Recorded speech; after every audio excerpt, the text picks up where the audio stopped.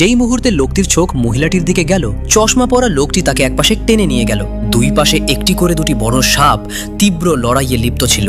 যেই মাত্র তারা একটু দম নিতে যাচ্ছিল, তৃতীয় একটি সাপ বিদ্রুপ করে আক্রমণ করলো। চশমা পরা লোকটি তার প্রিয়তমা মহিলার সামনে দাঁড়িয়ে রইল। সেই মুহূর্তে সাপুরে দ্রুত একটি সুইচ টিপে সাপটিকে অনেক উঁচুতে শূন্যে তুলে দিল। সাপটি কিছুতেই নিজেকে মুক্ত করতে পারল না। তারপর চতুর্থ একটি সাপ আক্রমণ করলো।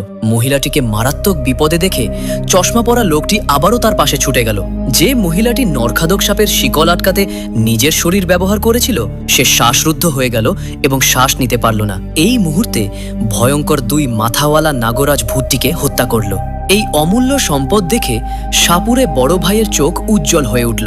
কিন্তু নাগরাজ যে বিষধর সাপটিকে খেতে চেয়েছিল, সে চশমা পরা ভাইকে বেঁধে রাখা সাপটিকে কামড় দিল। চশমা পরা ভাই এবং মহিলাটিকে বেঁধে রাখা শিকলগুলো সঙ্গে সঙ্গে ছিঁড়ে গেল। বড় ভাই, যে মূলত এই দুজনকে ঘুঁটি হিসেবে ব্যবহার করতে চেয়েছিল, সে প্রচণ্ড ক্ষিপ্ত হয়ে উঠল এবং সঙ্গে সঙ্গে তার ভাইদেরকে সর্পরাজকে আক্রমণ করার আদেশ দিল। গুলিটি সর্পরাজের মাথা লক্ষ্য করে ছোড়া হয়েছিল, কিন্তু সর্পরাজ সহজেই বৈদ্যুতিক জালটি একপাশে সরিয়ে দিল। বড় ভাইয়ের আর কোনো উপায় না থাকায় সে ছাদ থেকে বড় জালটি ছুঁড়ে মারল। এবার জালটি সত্যিই সর্পরাজকে ধরে ফেলল এবং তার চোখ বেঁধে দিল।